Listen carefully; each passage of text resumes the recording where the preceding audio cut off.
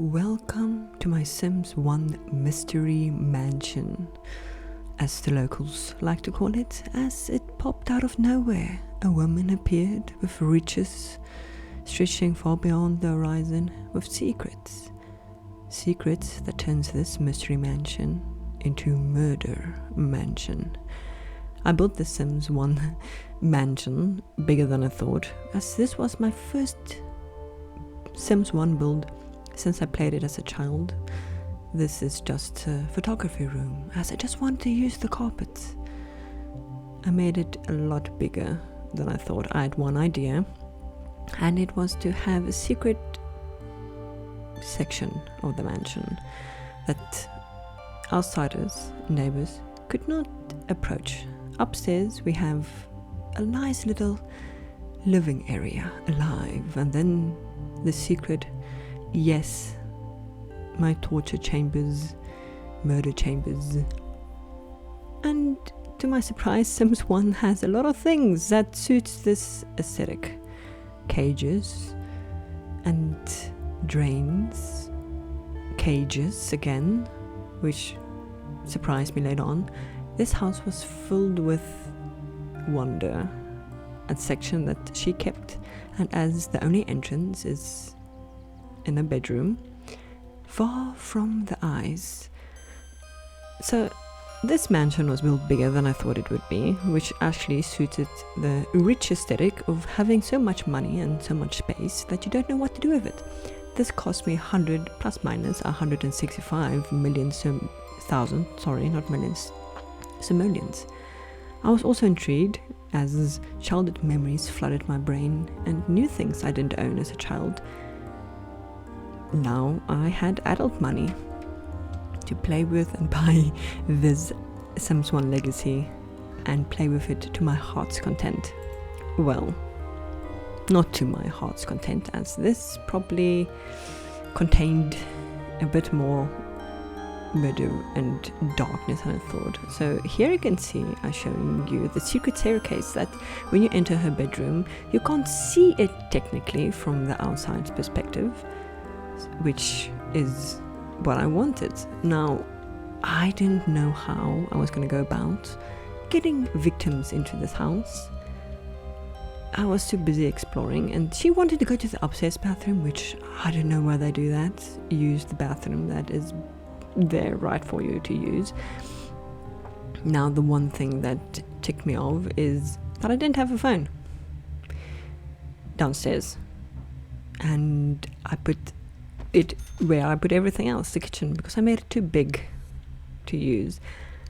Now, as life and luck were on my Sims side, I want to go to Old Town, explore, make friends, get someone to come to the house so I can lock them up one way or another and see how they would act. But life would have it, someone came to me instead.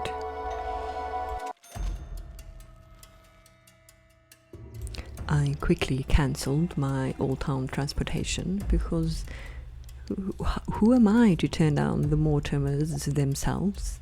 As you know, the mystery about Bella, that her disappearance and the law surrounding her disappearance made this such a big irony of trying to get her to be my first victim, or her husband to be my first victim. So I quickly tried to befriend them, talk them, trying to figure out how I would get them into the upstairs area.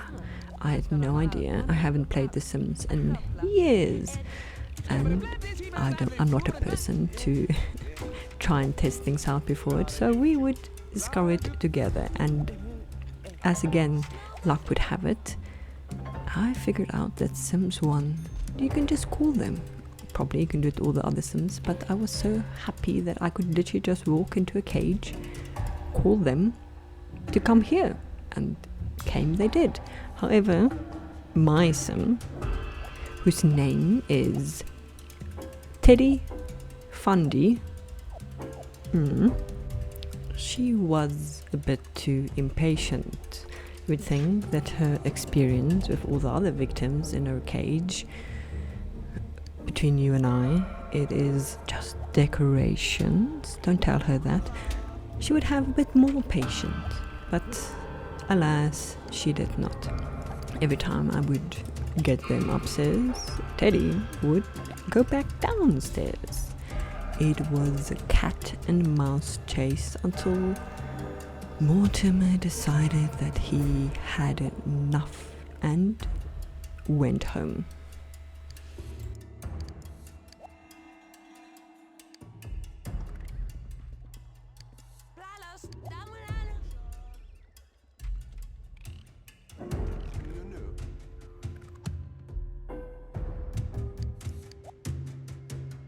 I thought it was over, but I saw Bella at the corner of my eye, gazing and wandering around the well. Hopefully she wasn't conjuring Samara, but she still had a little oomph in her system, so I thought it is now or never.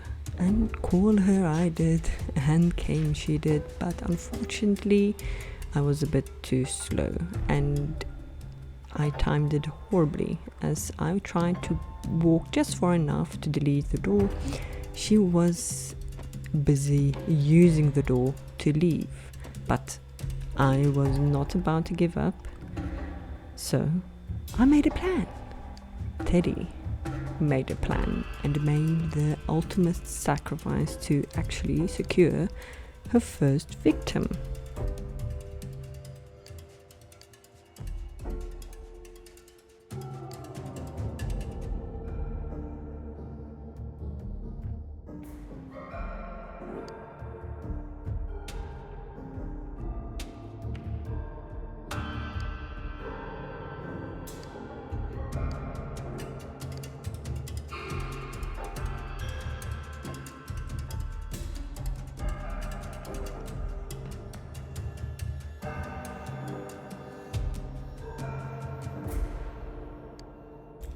Yes, I decided to ward them both in.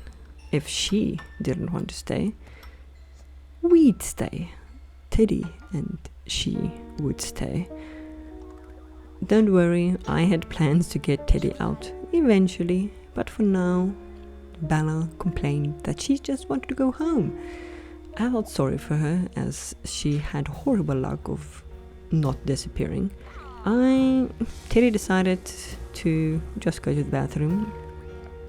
I let her, and yes, and as she slept, I quickly built doors for Teddy to escape a long way around. Don't worry, I locked the other door, and I quickly put everything back in order.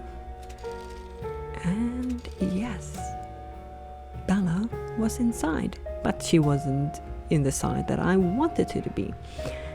So I was hoping that she would wander around and go back through the door as the area, but it was a bit more complicated than that. But at least I had Bella trapped.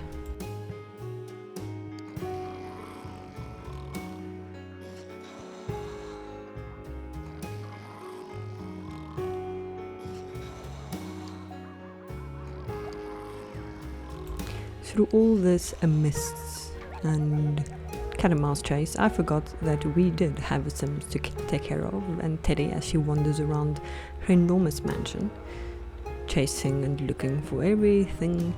I had trouble keeping her comfort up.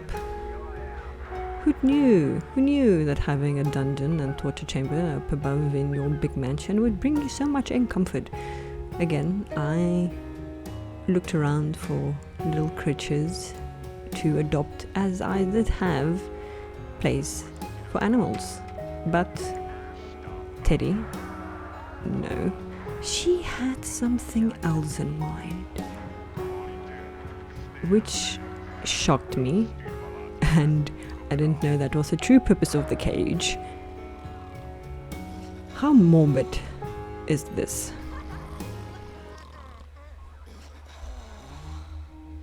As Bella lies unconscious, Teddy decides to give us a show in her torture chamber in a cage.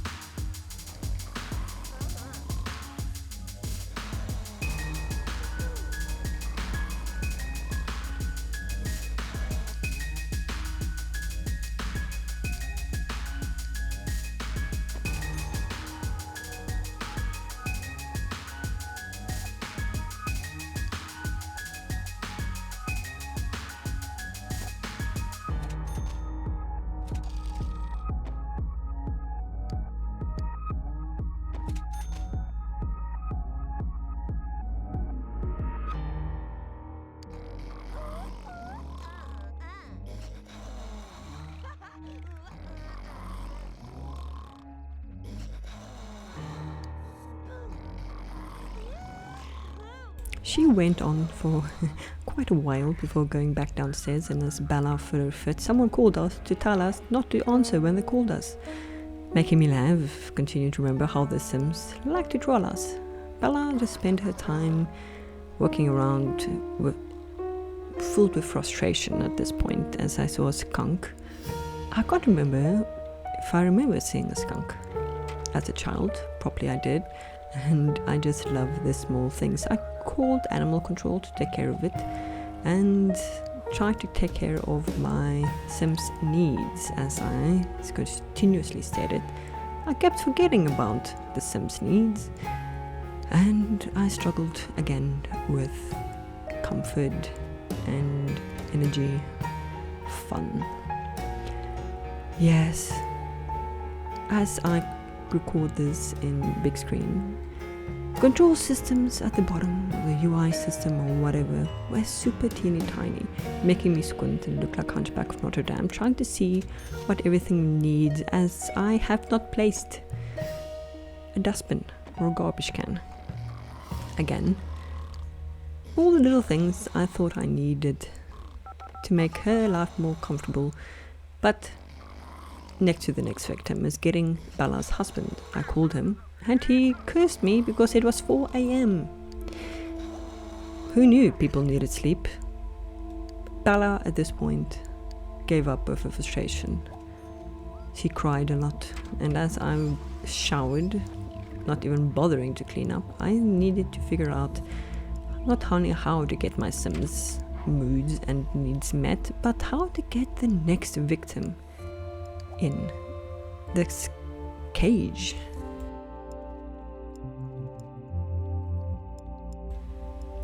Which led me to make the biggest mistake. Make Teddy make the biggest mistake. She went to downtown to explore. There's nothing wrong with that. We'd go together, have some fun, lure people into the cage. However, Bella was a bit too sneaky.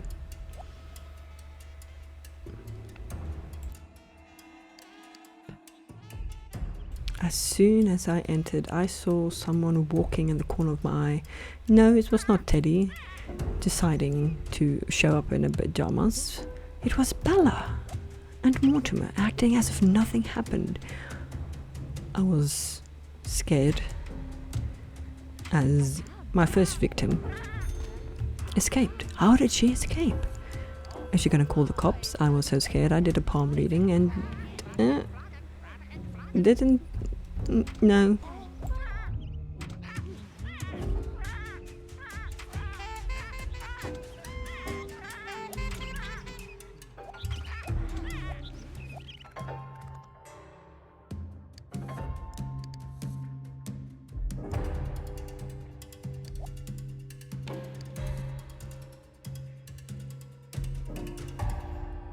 I looked around as my inner child.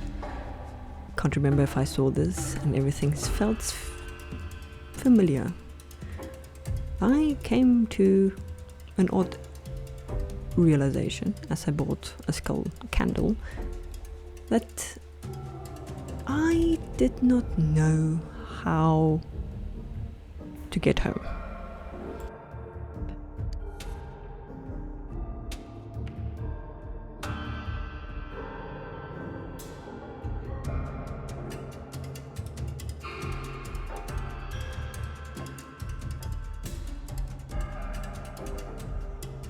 I looked around and followed Bella from afar, stalking and wondering if she called the cops. Would she call the cops? How did she escape? And didn't she realize someone stalking her? And yes, I did see the telephone and managed to call to go back home.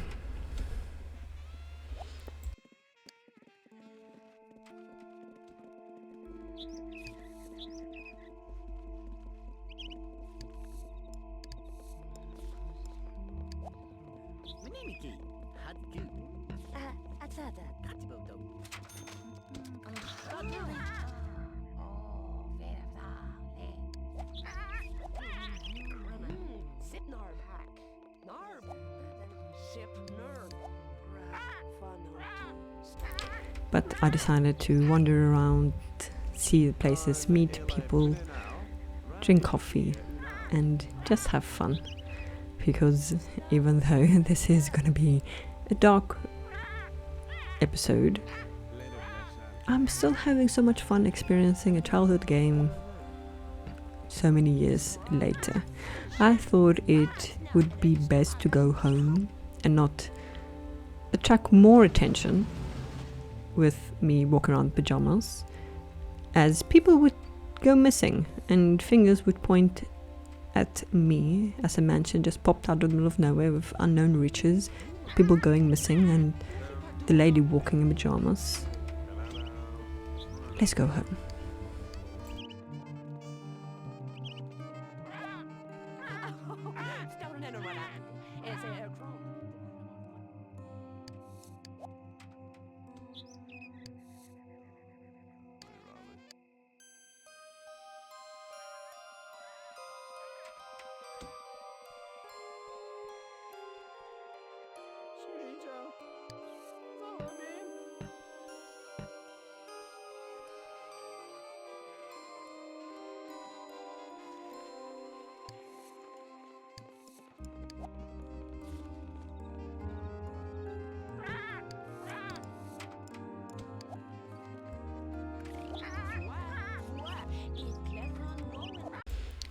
Now staring at my empty space, I fix it with a sigh and wondered how I would get my next victim in. I had a slight idea at this point, which goes against every single cell of my introverted body, against Teddy's introverted body, but it would solve everything. But before that, I had a daring plan, a sinister plan.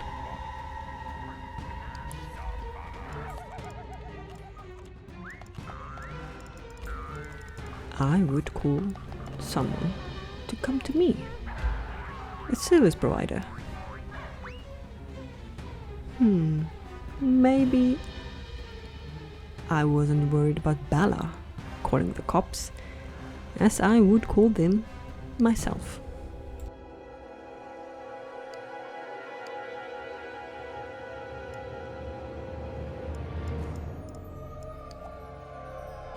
The tension was rising as Teddy was going to confront a cop. How would we get the cop upstairs? Here she comes, and